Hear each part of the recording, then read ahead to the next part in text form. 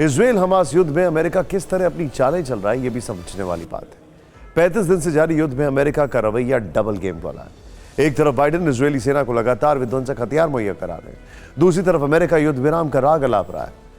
इस बीच युद्ध के मैदान से एक बड़ी खबर आई है। अमेरिका जिस कोशिश में कई दिन से लगा था, इजराइल उसके लिए तैयार हो गया है। व्हाइट हाउस की तरफ से कहा गया है कि इजराइल मानवता के आधार पर रोजाना 4 घंटे युद्ध रोकने के लिए तैयार है।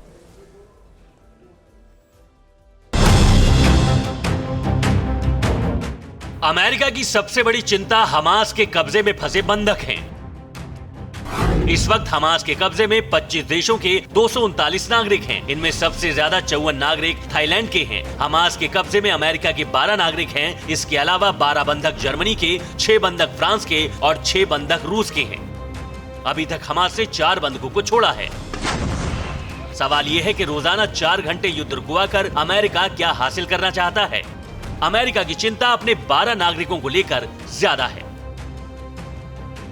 कतर में CIA डायरेक्टर विलियम बर्न्स की मोसाद चीफ डेविड बार्निया से मुलाकात हुई। इस मुलाकात में बंधकों की सुरक्षित रिहाई को लेकर चर्चा हुई। ऐसी रिपोर्ट्स हैं कि 3 दिन के सीज फायर के बदले 10 से 20 बंधकों की रिहाई पर बात हुई है। सीज फायर के बदले हमास से बंधकों की पूरी लिस्ट देने पर भी बात हुई।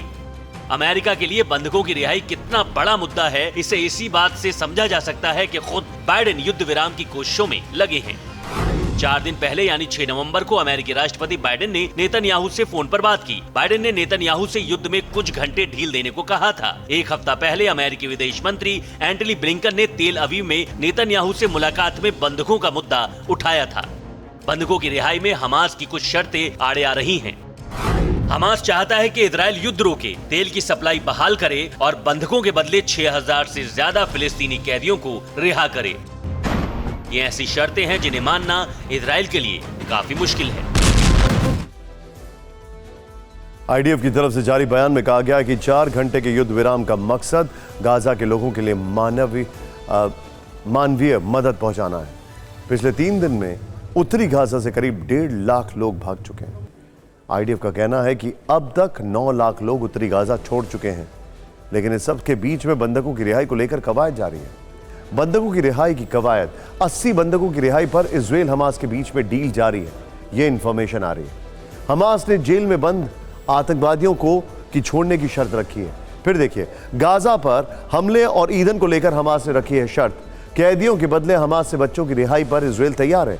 गाजा में हमास के कब्जे में 242 बंधक होने का दावा है। 7 अक्टूबर से लेकर अभी तक हमास खुद 4 बंधकों को छोड़ चुका है। IDF ने ऑपरेशन के दौरान अपनी एक महिला सैनिक को मुक्त कराया। बंधकों की रिहाई को लेकर चल रही चर्चाओं के बीच अल कुद्दस ब्रिगेड ने बंधकों का एक वीडियो जारी किया है। अल कुद्दस ब्रिगेड ने इस वीडियो में 2 बंधक दिखाए। 77 साल की बुजुर्ग महिला हना और 13 साल का लड़का यागिल दिख रहा है। इन दोनों को गाजा में हमास ने बंधक बना रखा था। इस वीडियो में दोनों बंधकों ने इजरायली प्रधानमंत्री नेतन्याहू पर आरोप लगाया। दोनों बंधकों ने दावा किया कि हमास उनके साथ मानवीय व्यवहार कर रहा है। हालांकि इजरायल डिफेंस फोर्सेस ने इसे हमास का प्रोपेगेंडा बताया। इससे पहले भी हमास ने 3 महिलाओं को एक वीडियो जारी किया था। उस वीडियो में भी एक महिला ने नेतन्याहू पर युद्ध भड़काने का आरोप लगाया था।